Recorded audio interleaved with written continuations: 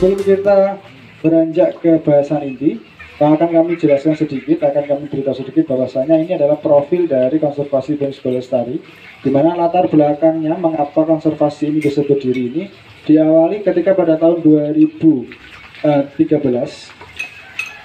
oleh tokoh masyarakat di sini, Pak Sujianto.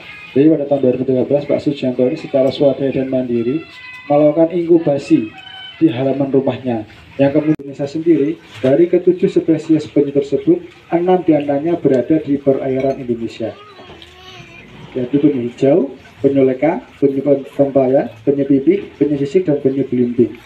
Sementara di pantai Serang ini sendiri yang mayoritas mendarat adalah penyu hijau dan penyu sisik.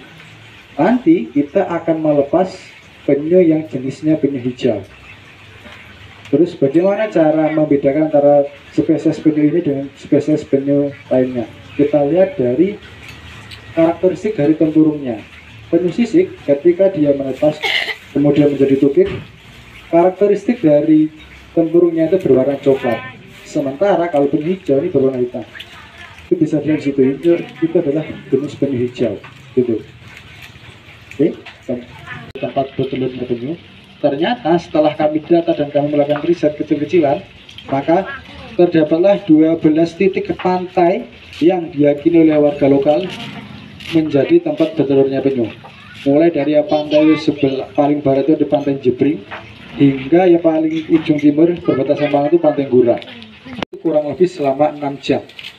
Jadi penyu ini ketika melakukan perkembangbiakan akan menghabiskan waktu kurang lebih selama 6 jam, di mana cara perkembangbiakan sendiri adalah penyu jantan ini akan menaiki punggung dari penyu betina dan memanjakan ekornya.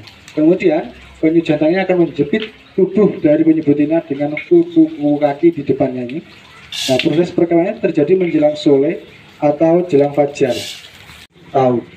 Jadi ketika jenengan nanti lepas, maka 2044 dia akan kembali lagi untuk bertelur. Jadi ini maka dari itu kenapa dia terbilang sangat lambat dalam pertumbuhannya. Kemudian bagaimana cara dia mencari jodohnya atau mencari lawan perkembangbiakannya. Jadi ketika dia memasuki usia remaja, dia biasanya akan mencari makanan dengan bermigrasi ke perairan Jepang, perairan Australia dan sebagainya. Kemudian ketika dia merasa sudah waktunya untuk melakukan perkembangbiakan, maka dia akan mencari lawannya atau betinanya. Misal nih, si penyu ini berada di perairan Jepang. Ketika dia sudah merasa sudah waktunya untuk melakukan perkembangbiakan, maka dia akan mencari betinanya hingga ke pantai Serang, dan hanya untuk melakukan perkembangbiakan. Sarang pertama hingga sarang ke-8 itu selang 2 hari, selang 3 hari, selang sehari, itu sudah umum karena memang itu puncak masa bertelurnya gitu. Jadi dalam satu musim selang 11 sampai 25 hari induk penyu ini akan bertelur 3 hingga 7 kali, di mana waktu penelurannya itu terjadi biasanya pada malam hari hingga dini hari, yaitu antara pukul 8 hingga menjelang fajar. Jadi bahkan satunya lubang yang asli gitu. Jadi untuk membuat lubang sendiri atau membuat sarang bahasanya ini memerlukan waktu 45 menit. Kemudian untuk meletakkan telurnya ke sarang itu memerlukan waktu hingga 10 sampai 20 menit. Dimana ketika menelurkan telurnya itu biasanya satu persatu, cuma terkadang bisa 2 sekaligus ketika si telur itu menempel gitu. Setelah dirasa sudah tutup, maka penyu betina akan menutup sarangnya menggunakan sirip belakang dan menyebutnya hingga rata dengan keempat siripnya. Lalu karakteristiknya atau ukuran telur penyu itu persis dengan bola pingpong seperti ini. Jadi ini adalah sampel yang pas atau contoh yang pas untuk ukuran telur penyu, karena mayoritas telur penyu ukurannya seperti ini, seperti bola pingpong.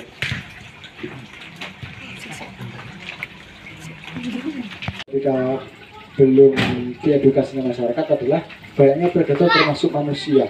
Karena apa? Karena ketika si penyu ini ketahuan bertelur, maka induknya ini akan dibawa dan disini.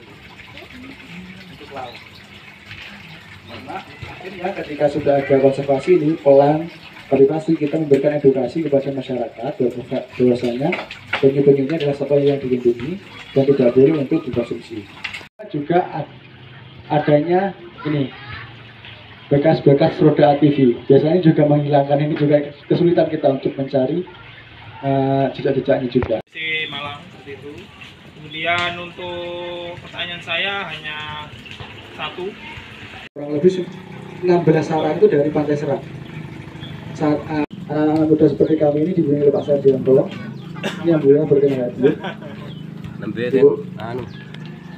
Kumpul sama adik-adik yuk, kumpul. Ya itu tuh situ nak. Sana yuk. Ayo adik-adik sana, adik-adik ayo dilihat. Masa situ Naza? Yuza situ Ayo sama. sudah. Anak-anak sini Anak duduk. Eh, karena asbel gantengnya ya Allah. Ayo adik-adiknya megang dua nanti ya. Yoza ngikut ke saya, Zaza. Apa sih Za kamu Za? Udah tahu ya penyu ya.